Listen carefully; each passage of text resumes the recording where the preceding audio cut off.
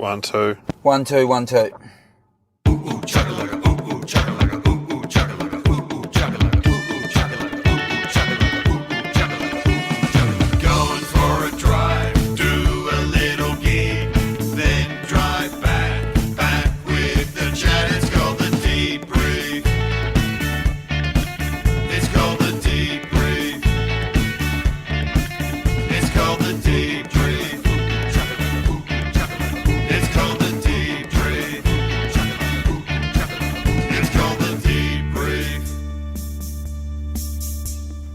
Yes, welcome to the Debrief. It's Dave O'Neil here, driving to Lorne with Dave Hughes.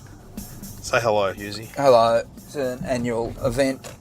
Yeah, it is actually. At this point, it's our third year, isn't it? It must be third year in a row at least. I reckon. Will the treasurer Josh Friedenberg be there again? He was there 2 years in a row, wasn't he? Yeah. Or is he out fighting fires? He should be fighting fires. Make sure you point that out to him. Well, you probably will. You're on the stage before I am. I was planning to say. If you don't, I will. Yeah. You're not in Hawaii, so that's good. You mentioned ScoMo. Yeah. Get stuck into him. But we're lucky because there's no bushfires around here. So. Absolutely, there has been in the past. Previous years. I remember. Ash Wednesday, Lorne was really badly hit. 1983. That's when I grew up in Warrnambool. I was a school kid. Yeah, and there were fires in Warrnambool. Yeah, we had kids come home from school that day because their houses had burnt down. Got out of school early. We went down in Scouts to help the rebuilding of Warrnambool. Oh, really? And we were just like slave labour for these farmers. And we could see no signs of bushfires on their properties. And I always remember at lunchtime, the fat farmer's wife brought him out a hot meal and gave us sandwiches. Him and his son got a full roast. And we got Vegemite sandwiches. Vegemite? Yeah. And then on the Sunday, that was on the Saturday, on the Sunday, the head scout leader gets up and goes, now, we're going to go out and help the same people we helped yesterday, but has anyone got any religious convictions here? Does anyone need to go to church? And we all put up our hands. So we went... We all went to a Catholic church. Uniting. Yeah. We weren't uniting church at all. We were Church of England. There were some Catholics amongst us too. But because they said Catholics at 7 a.m, we're like, nah. Church of England, 9 a.m, nah. Uniting Church, 10 a.m, we'll put our hands up. Yeah. I'm reading a book on the history of Christianity, actually. Oh, Jesus. Yeah, I'm up to the 1800s. Have you read where they split? Yeah, the Reformation. Yeah, Martin Luther. And that's where the Church of England splits from the Catholics, don't they? No, it wasn't just the Church of England. It was the Protestants. They were protesting. That's why they were the Protestants. Oh, I never knew that. Yeah, they were protesting the Pope, basically. They were anti the Pope. Well, what was wrong with the Pope? They were anti all the Pope and bishops and all the, palaver that went along with the church. All the ceremony. Yeah, but also all the hierarchy, So the Catholics were more conservative? Well, there also was a hierarchy, Yeah, right. They didn't like that. Bishops and they wanted everyone to be more equal. When we went to the Uniting Church, none of us had ever been to the Uniting Church. They were so more progressive than what we were used to, because we were Church of England and Catholics. And if you go to both ceremony, they're both a little bit similar. Church of England, they used to burn the stuff occasionally. Yeah, right.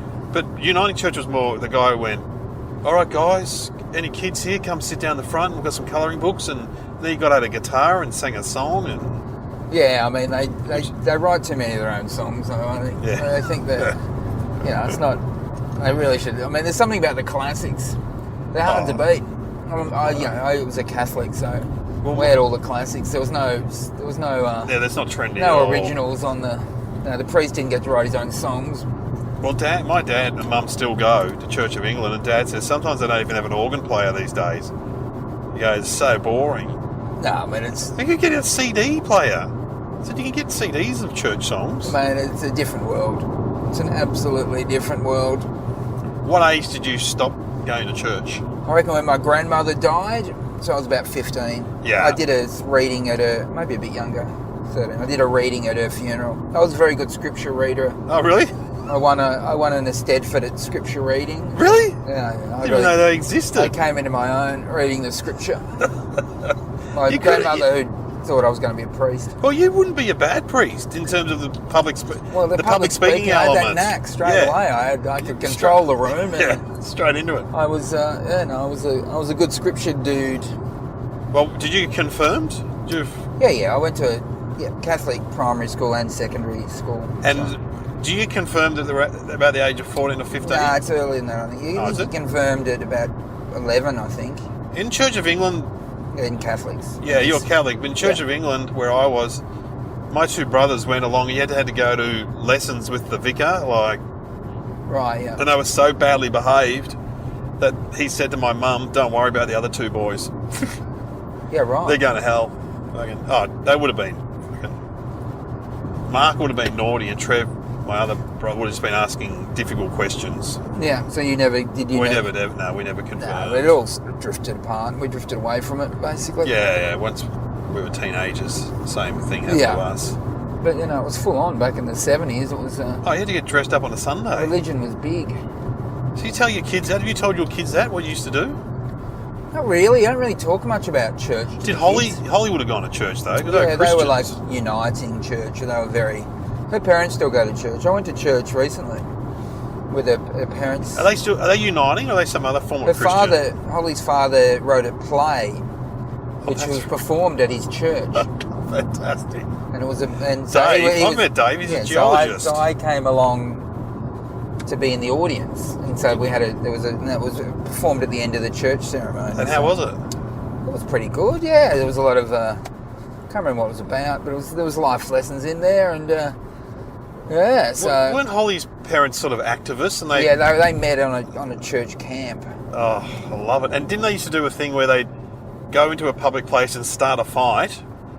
That would attract people. Yeah, Holly's father and I think maybe Holly's mother's brothers did it, I think. But they would go on a bus or a train and pretend they were having a fight, and then turn it into a lesson from the scriptures. Yeah, they were committed.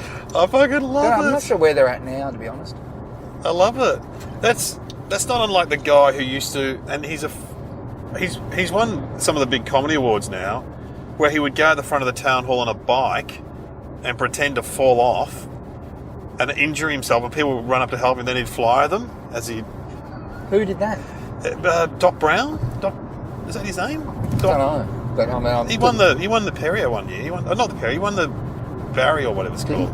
You sure? I mean, good luck to him if he did.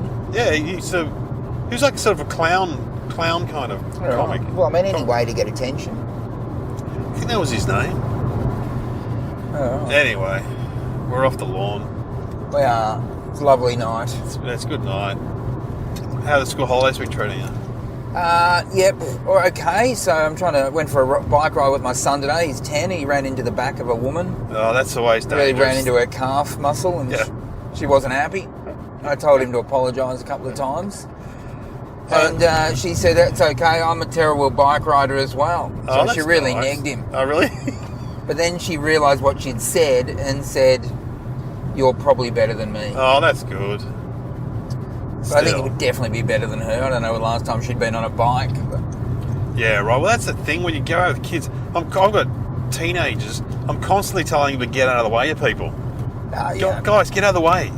Get out. Step aside. Yeah, my son is he's absent. He's like a nutty professor. So he once, he went out of school one day. He left the classroom with one shoe on. Didn't even notice. So. The teacher had to say, "Mate, you've only got one shoe on." So he didn't notice? Didn't notice. Well, I probably noticed and couldn't be bothered. Oh, okay. But maybe he didn't notice, I don't know. A lot of the time you did a gig with the mic off and you didn't notice the mic was off. Remember that? That was at your venue, wasn't it? At the Grandview, yeah. But you didn't tell me. No, I wasn't there. Brad Oates was hosting. I was away somewhere. Yeah, right. Well, it's not. I mean, it's a good room. It's not the biggest room in the world. No, you can do it. You can do it without room. You can do it without the mic. But that was weird. Oh boy. And what did you do on New Year's Eve? I went to the early fireworks, 9:30 fireworks. Oh, yeah. Went to see Jumanji 2 before that with the family. Good? Yeah, look, Jumanji 1, not the original Jumanji, which I believe you just saw. I like Jumanji. It's funny. With Robin Williams. Right. It's pretty out there. I'm sure the family have probably already watched that. Anyway, so Jumanji 2 was pretty good. My wife was laughing quite a bit, so good on her. And then we went to the early fireworks. 2 years ago, we'd seen the Jumanji, the first Jumanji of the reboot. Right. So. Because you got married on New Year's Eve. We did get married on New Year's Eve, 13 years ago. So. And I was reminiscing about how I was late to that. You were, that's right. Well, Kieran was breastfeeding one of the kids, and there was mentioned in the Herald Sun. Yes. Did you turn up mid-ceremony? Yes. Well, yeah, we were at home like, we've got to go, but the baby wouldn't come off the boob, basically. We've got to go. Anyway, so then, but unfortunately the only way to get to your wedding was to walk up behind you. Yeah, right, so your mate created a scene. Yeah, and you turned around and said, just go in, will ya? Because we were standing behind you during the ceremony. Because it was in the garden. It was. You were like, just get in there. Well, I was stressed because it was outdoors and it looked like it was going to rain. Yeah. So I actually rang. Because I'm saying to Kieran, don't worry, they're always late. Holly be running late. She wasn't. No, she wasn't, because I rang her and said, look, it's going to rain. Don't worry about being late. Can you just get here now? So that's why she wasn't late. Right. Because I didn't want to, because if we had a rain, we would have been rained out. So Yeah. that's why it wasn't late, and that's what got you in trouble. It was a good wedding, actually. Look, it was good fun. I had my wife's 40th birthday party actually the other night, so I did a speech, and it was, Where was that at? So the Esplanade Hotel in St Kilda, so it was a massive line at the front of the most popular hotel in Melbourne, I'd say, at the moment. Really? But our crowd got to walk past the massive line of... Did you have it in the Gershon room? Not the Gershon room, no. It's a balcony bar. So you get to walk, you look out in the balcony at all these, 20-year-old girls lined up. And you're in there? We're already in there, so we're better than you people. So you made a speech? I made a speech, yeah. So and I hit all the right notes, I believe. Oh, that's good. I was under pressure to make a speech. Oh, fuck. It'd be terrible.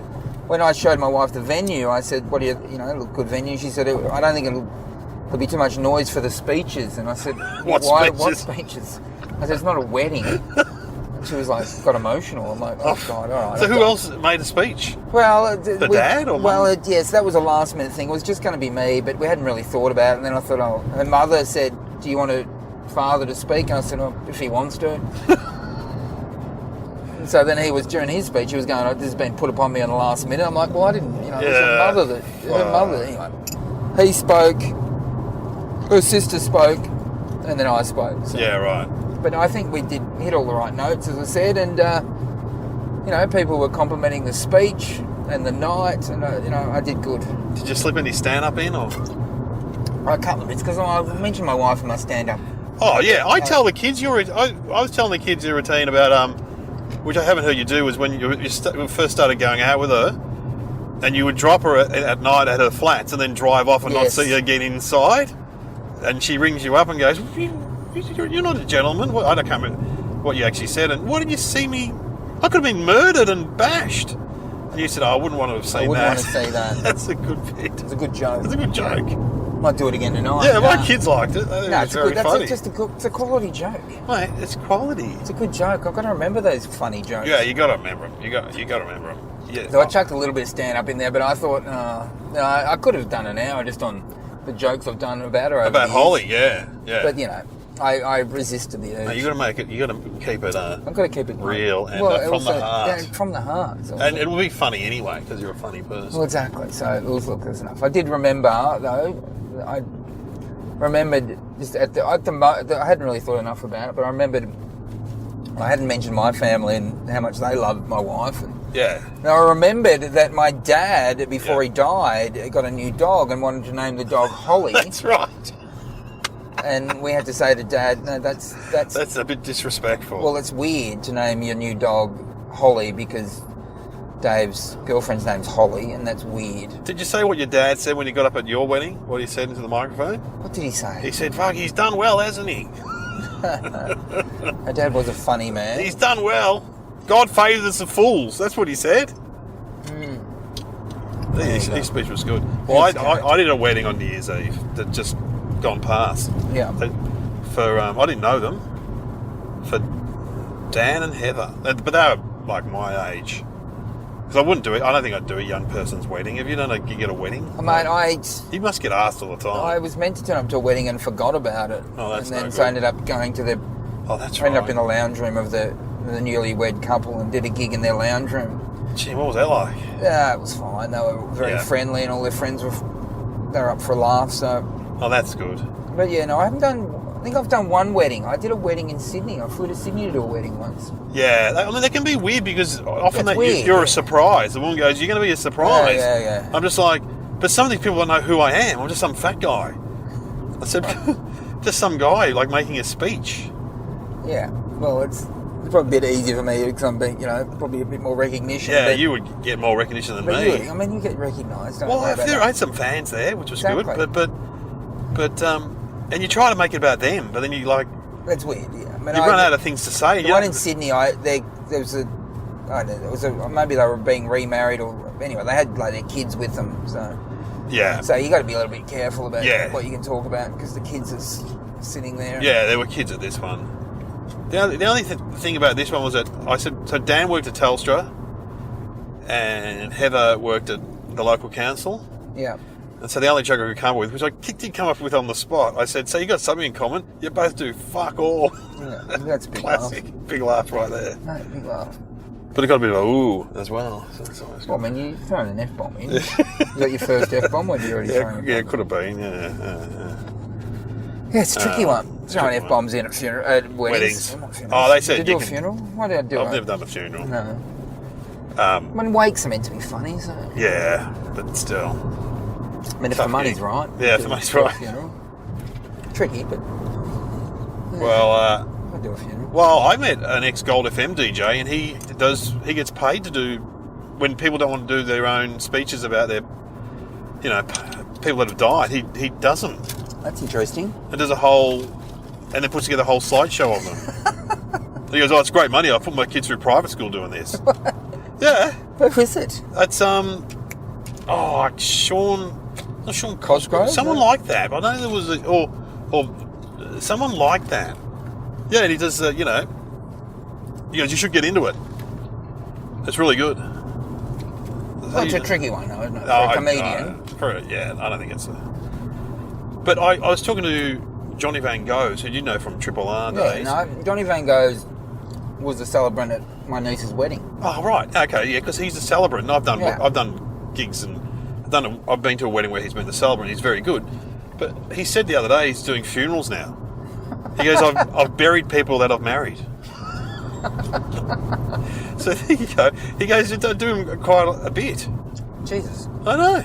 How long has he been doing weddings if he's burying people he's married? He's been doing weddings for at least 20 years, at least, probably 25, I'd say. John. Yeah, but if he's burying them... Yeah, I know. They've died... They haven't died of old age. No, they've died young. Jesus. I know. Anyway, we're off to Lorne. We'll keep listening because we'll come back on after the gig. Absolutely. We're expecting big things. Should be great. It's going to be awesome. Keep listening to the debrief.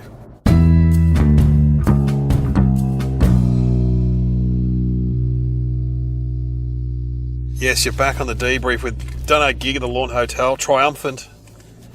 Hughesy did very well. It was good.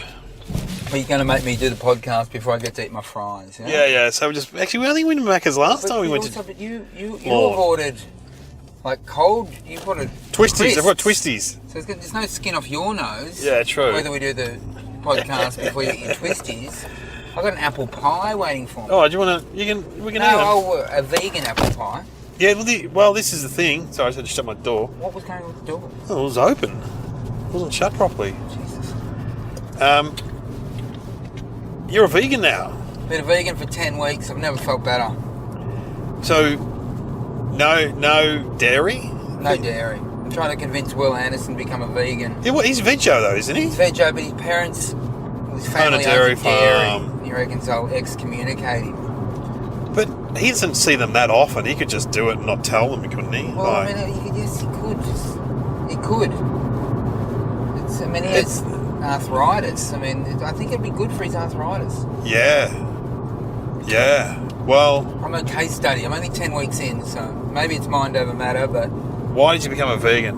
I watched this Game Changers documentary on Netflix. I've heard. I can't let my partner watch it because I reckon if she'd watch it, no, it's not like it's not about animal cruelty.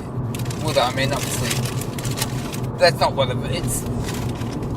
You need your vegan fries. I'm being vegan fries. So what they obviously don't use animal fat, Mac. They use seed oil in the fries. So they use canola oil, do they? Or which, as a health expert, you should know is no good for you. Seed oil, because they call it vegetable oil, but it's not actually. It's not vegetables. It's seed. That's the one bit of health advice I give you. I'm not saying I shouldn't eat fries. I mean, obviously fries. Yeah, but fries are good though. I haven't given up fries. But you've given up your Friday night fish and chips. I have. And you're a fan of fish. I used to eat fish with every meal, basically. Brought up by the beach. No, it's a big change. I mean, I was a fish eater for many years without eating Yeah, you didn't eat red meat. I didn't eat beef or chicken. Yeah. No. But now I've given up fish. But it's the dairy more than anything. It's like dairy's in almost everything. Yeah. In food. Yeah. I mean, I can never have another vanilla slice. Oh, that's hard. Yeah. No more milkshakes. Custard. Can't have custard. What about coffee?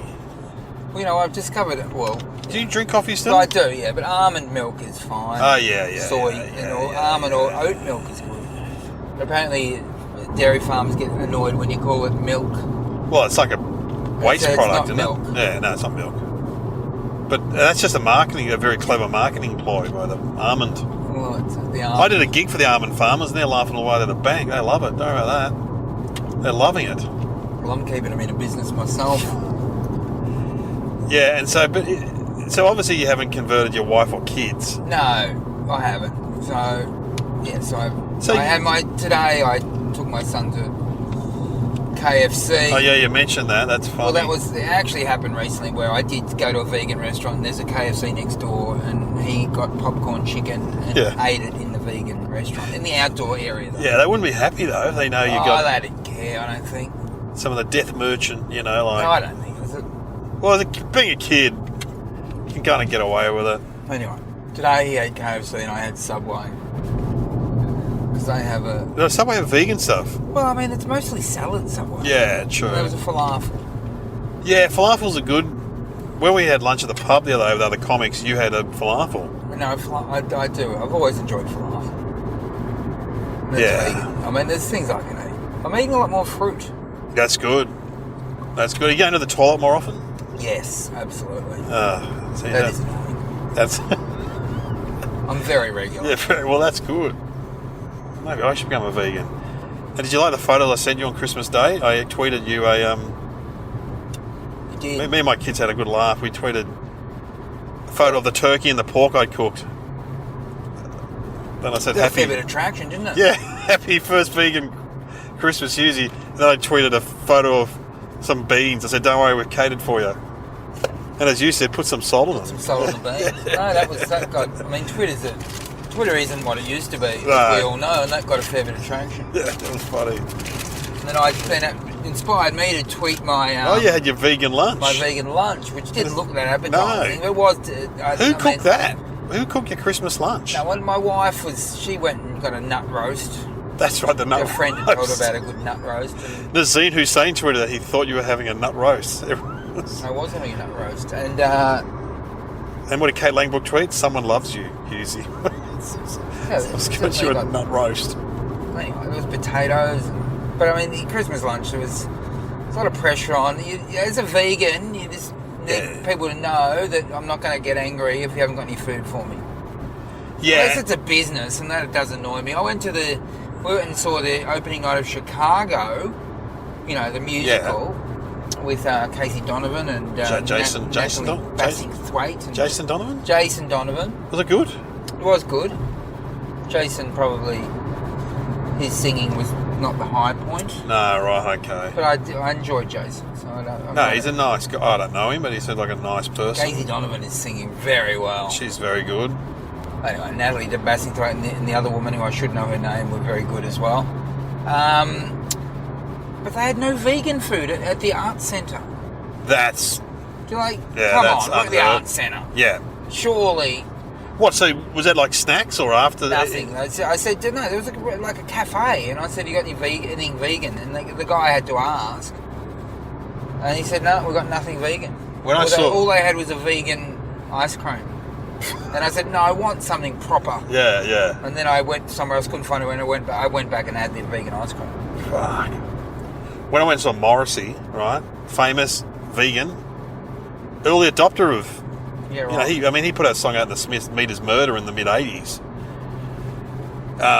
He is a very strict vegan, and he would only do the Opera House if it was all vegan. So all the canteen and everything had to turn vegan for those 2 nights he played. Yeah, right.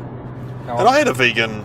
Certainly not that strict. Me and my friend Toolman, we had dinner there, I think, and it was fine. Vegan fare. Oh, when you went and saw Morrissey? Yeah, when you saw Morrissey at the Opera House, everything had to be vegan or he wouldn't perform there. Apparently. Yeah, so, no, I'm not like that. I mean, my son's eating KFC. Yeah. But, you know... He preaches, though. He stops his show and shows photos of chickens having eggs, close-up of the egg coming out of its backside, and then lectures you about it while you're just waiting him to fucking play the Smiths songs, you know, like... Well, all I'll say is that my body isn't sore. Yeah. I as a 49-year-old or 48-year-old man, I would walk down the stairs in the morning, basically sideways, because I was too sore. Yeah, right. And in 10 weeks, I'm exercising every day and I'm running a lot. Jeez. Which would always make me sore. I'm not sore at all. I'm walking down the stairs frontways. What do you miss out of anything, though? What do you miss? I don't want to hear the positives. I don't want to hear the negatives. Right, fish and chips, I miss. Fish and chips, yeah. But you know what? There's some sort You can have the chips. I have the chips. Potato cakes. And you know, I can eat potato cakes. I think I'm in. Well, they wouldn't have anything in them. I don't think so. And there's a lot of fish replacements. I don't know what is in Probably them. a crab sticks. But really, I mean, I love the batter. Let's be honest. Yeah, the batter's good. But you get the batter on a potato cake. It's fine. A bit of flake, though, is very good. Yeah, I miss it. I'm not saying I don't miss it. I do miss it. I'm not saying that. Yeah.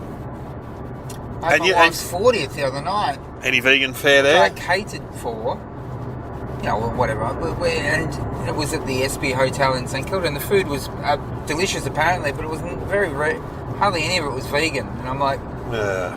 And at one point they brought me over a bowl of beetroot. I'm like, that's what I've got. Is it? That's what it comes down to. So I got a bowl of beetroot. But how's the pressure at home for your wife? Does she do most of the cooking? Well, Holly? she does, yes. So she's going to cook vegan for you? Yeah, but she's just not doing that really. So she's the pressure off cooking sausages and vegetables and saying, you just have the fucking veggies. There you go. Right, I get it. As long as I provide my own vegan patties. Yeah, right. So I can just put a vegan patty in the oven. She had some, when I picked you up, she had some vegan pizza bases. Yes. They looked terrible, but anyway. Yes, it was vegan, gluten-free. Ugh. Spare me. Yeah. Well, I mean, there's probably a pizza slice waiting for me at home. Yeah, but... I really don't need these fries. No, you don't need the fries, but... Pizza's vegan, though, if you don't have the cheese. There's some really good vegan pizza out there, actually. There really is. I mean, vegetables, which I've never really appreciated, are really good. Yeah, I love vegetables, but I'm not vegan, though. But salad's good. Salad's good. That cold fries. Maybe I should... I'll start eating them. All right. I'll ask you the questions in a second. We'll be back on the debrief, all right? Right.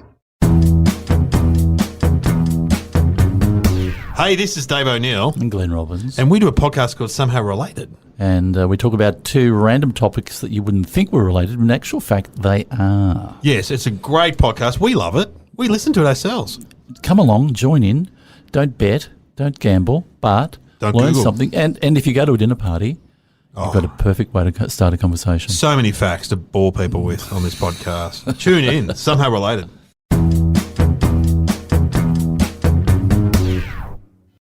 You're back on the debrief with Dave Hughes in the car with me, and I'll ask you the questions usually I ask. Great. What went well tonight with the gig?